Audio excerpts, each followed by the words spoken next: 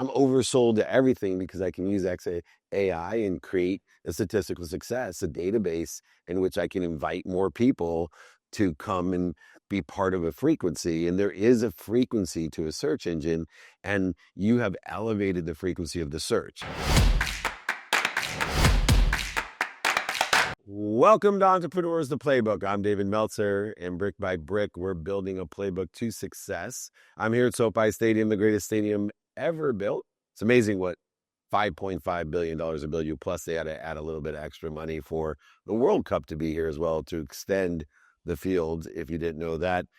But everything is built from 0 to 1 and then 1 to 100. In fact, it takes as much time to get from 0 to 1 as it does from 1 to 100.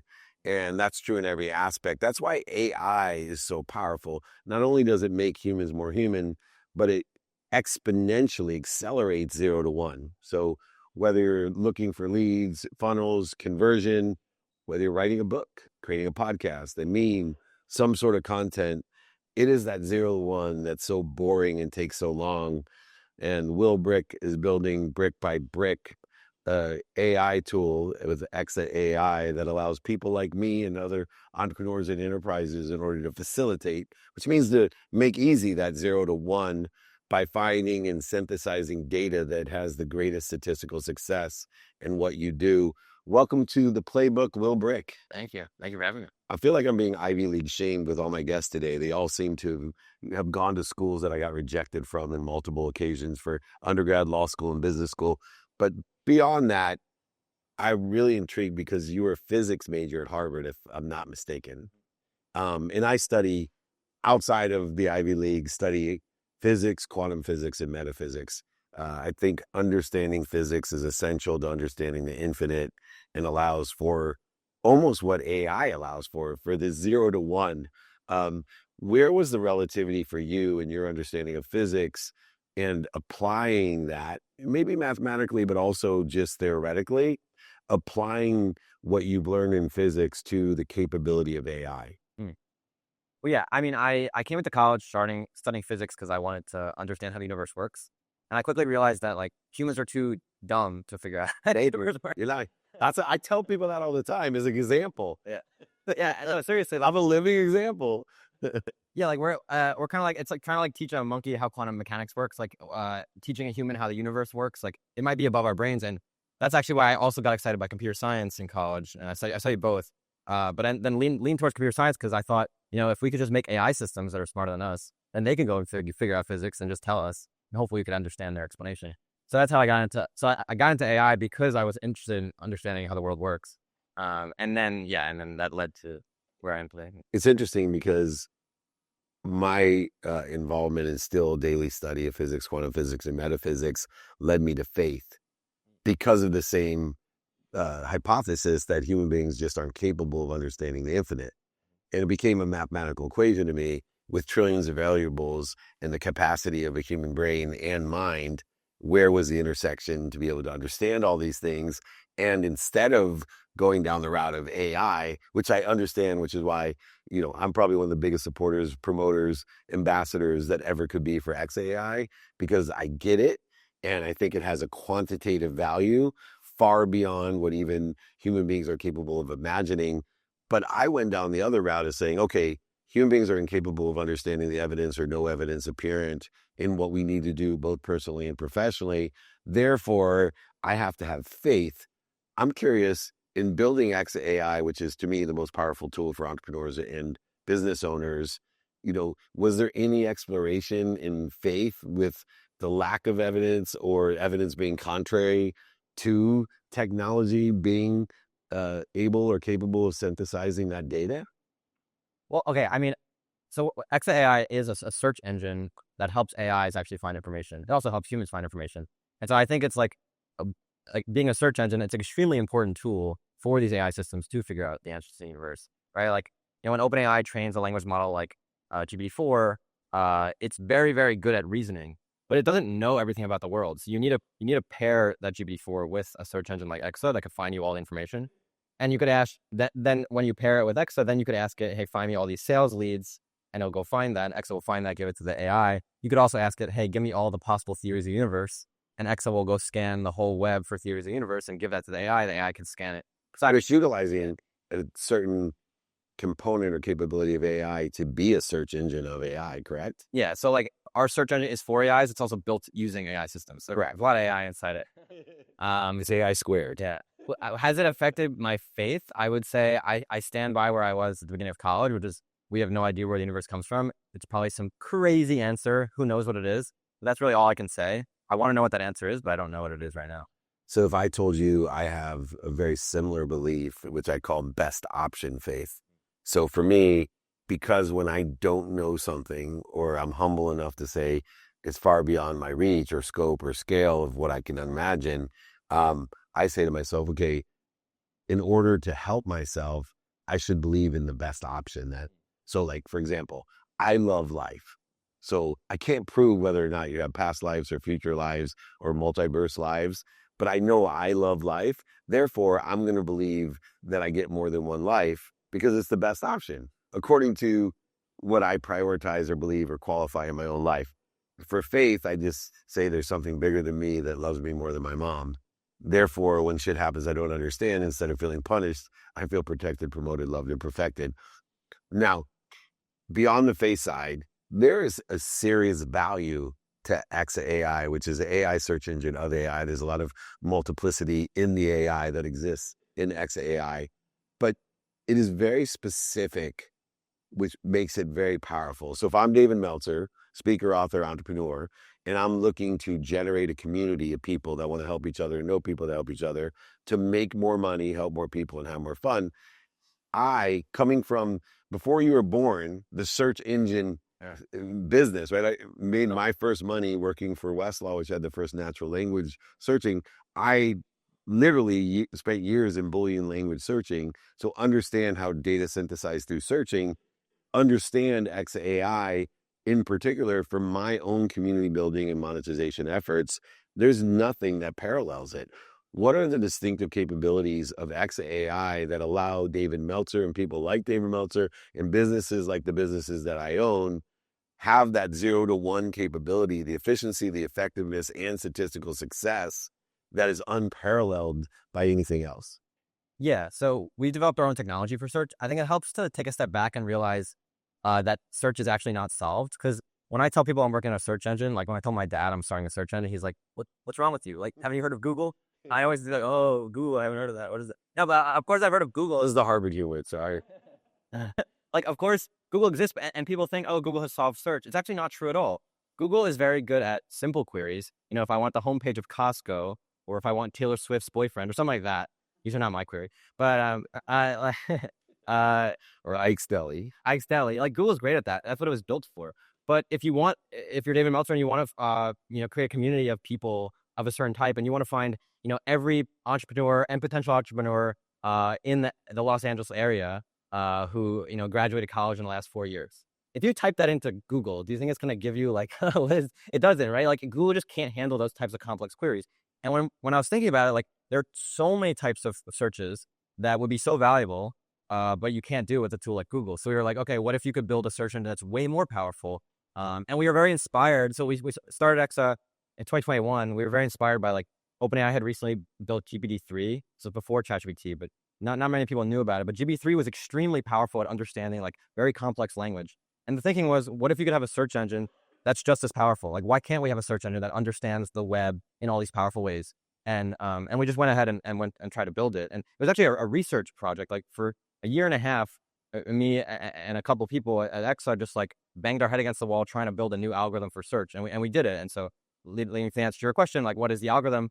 We really focus more on like semantic understanding of the web as opposed to keyword understanding. So like Google does this like keyword comparison algorithm. That's why it's great at like you type in homepage Costco, like the homepage of Costco matches those keywords. But if you're looking for like people who are doing entrepreneurship, they might not say on their LinkedIn, "Hey, I'm doing entrepreneurship." They might say, "Hey, I just built a startup." So you need to be able to handle the kinds of searches that you said. You need to have a deep semantic understanding of the web, and that's what we're building at Exa. You know, so funny, when I was young, I went to Dwight Opperman, the owner of West Publishing, and we were in a merger and acquisition with Thomson Reuters. They thought it was going to be $1.2 billion in 1995. It ended up being $3.4 billion. And I went to him and said, whoa, before you do this, you should really consider the fact that you're limited by the database of all the official reporters, secondary materials, statutes, as the official reporter of the states, all 50, and the federal government. Why wouldn't you expand the natural language search engine that you have that was based off of a key number system, which had key numbered all the legal issues out there? So you had criminal law, and then and it fit into today what Google is or any other search optimization tools that were there. And I remember him telling me at the time, son, we've been since 1876 in the legal research business.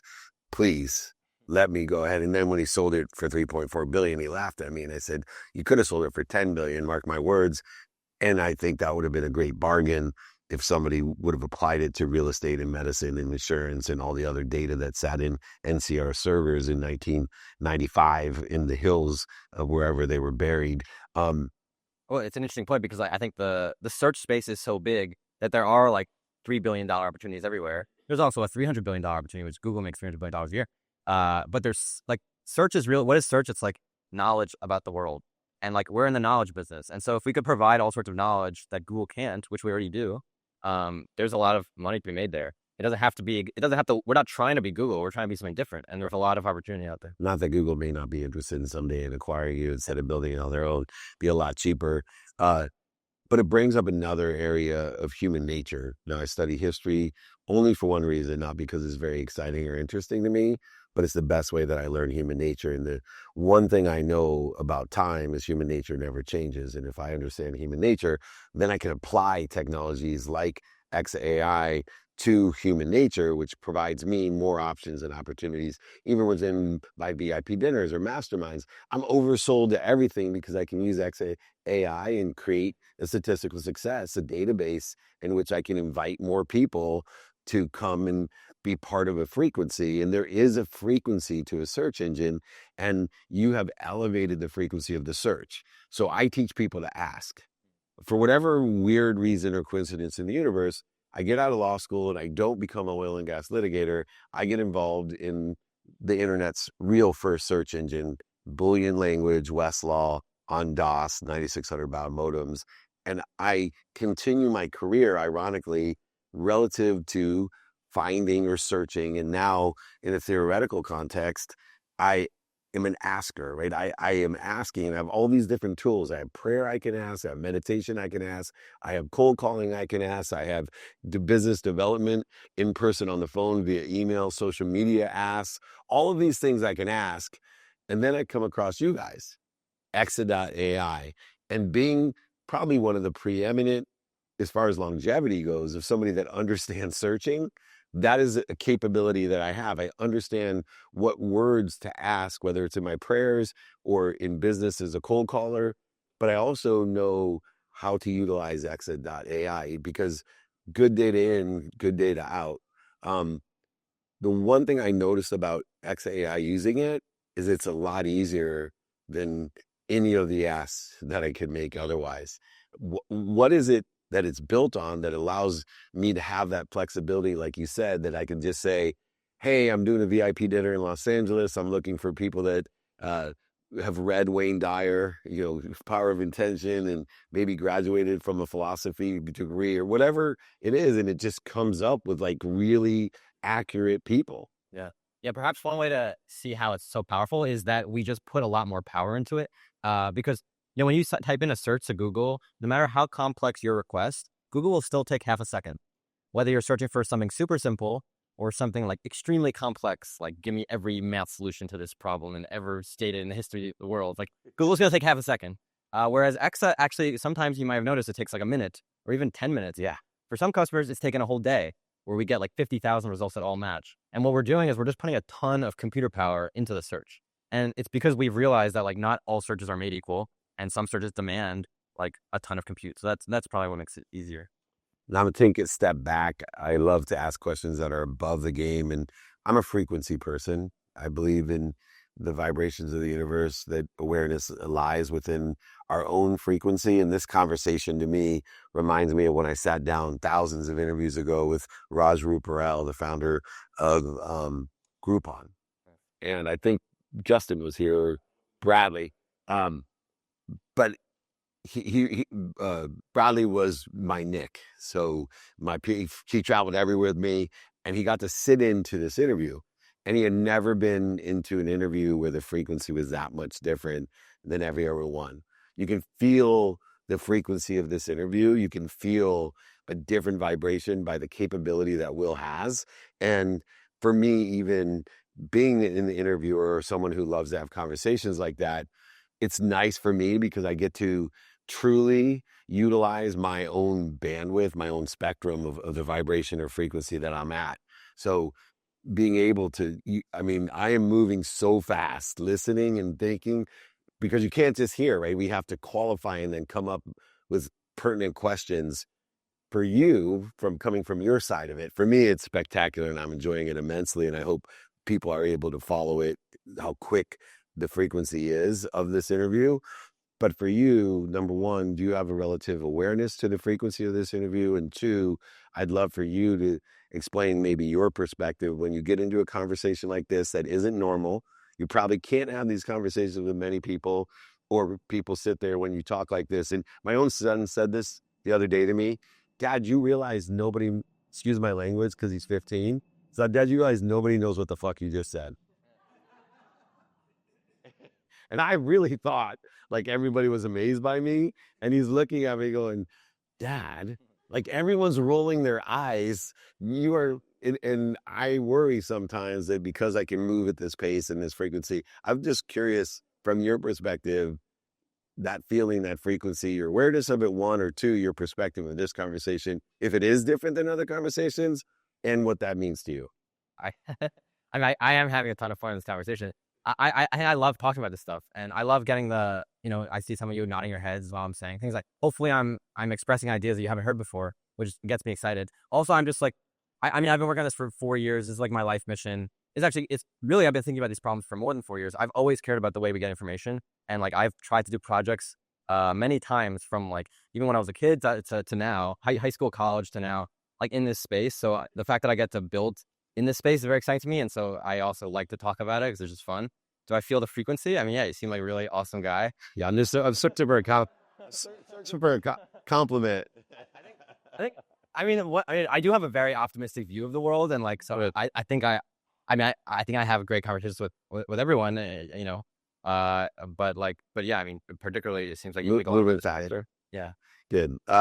Quick question. So a lot of people, when they're so passionate and purposeful in their definiteness of purpose, their divine direction, and I can see everything in the answers that you give, as well as your own attention, shows me that you have a definiteness of purpose. You've had it before, during, and after college, and you're really honed in on that purpose.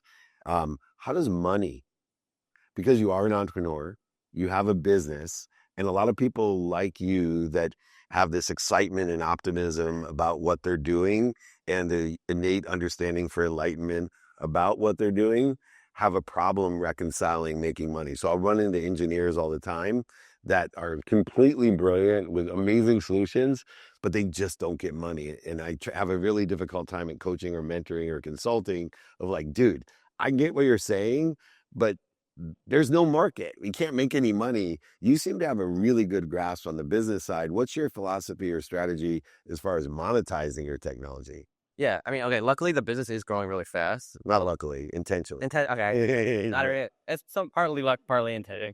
I think, well, when we started the company, we didn't know how we were going to make money. We just were like, we're going to go build a search engine that's better than Google. So that seems more normal for a guy like you. Paul Graham is like a tech, big Silicon Valley tech guy. He says that like, you could have a very clear vision about like how exactly your plan is going to work, but you're going to be wrong. And often it's better just be like Columbus, where you're just like, okay, I feel like there's value over there. I'm going to go sail towards it. And that's kind of how we started. I think now the business is coming together and it's growing very fast, and we see much more clearly how we can get value from it. We make revenue two ways. One is usage based. Like we have an API, so people can programmatically use our search engine in all their applications, which is a very novel thing. And every company now needs search. Yeah. In like lots of different ways, and internally and externally. And the inbound is just insane, which is just great. So like we're just trying to field that inbound. But also with this product called Websets, which we've been talking about, where you could wait a minute and get a really good list of results. That like we charge per subscription, and I think the market there is also just huge because like everyone needs to do sales, everyone needs to do recruiting. Our tool seems to be the best sales and recruiting tool in the world, as far as I'm aware, and we just got started. We only had a couple engineers working on this, and now we just doubled that team. There's so many things that are coming that are gonna be ridiculously cool, and so I think it's just gonna make a lot of money. So, I guess yeah. I mean, me and my co-founder are getting very very excited about the potential of this business now, and I think it could be a really big thing. It's starting to become hard to see how this doesn't become a big thing. Like I I had a joke. Yeah, anyway. No, I'm listening here as we finish up, and hopefully we'll have time for a couple of questions. But I'm a case study of it, right? I'm someone who has used it, and people look at me and going, what's happened? Like everything I go to is oversold, standing room only. Everything that you do, your brand is everywhere, you're everywhere. And I literally say, have you ever heard of Exa.ai? Because there's so much incoming, not just for you, but for the people that use it. And being who I am and where I am in my life, it's been a huge blessing, a quantitative value that has had the same outcomes that you're at a more macro level experiencing. And I just wanted to thank you for helping build my community, my brand, and also allow me to make more money, help more people, and have more fun. That's what Exa.ai does, which is aligned with my mission of empowering over 1 billion people to be happy in that way by making a lot of money and living in abundance to help for the sake of other people. And of course, if I'm going to be doing it and you're going to be doing it, we're going to have a lot of fun. I want to thank Mr. Brick by Brick, where there's a will, there's a way. Will Bryk, the co-founder of Exa.ai. Thanks for joining me.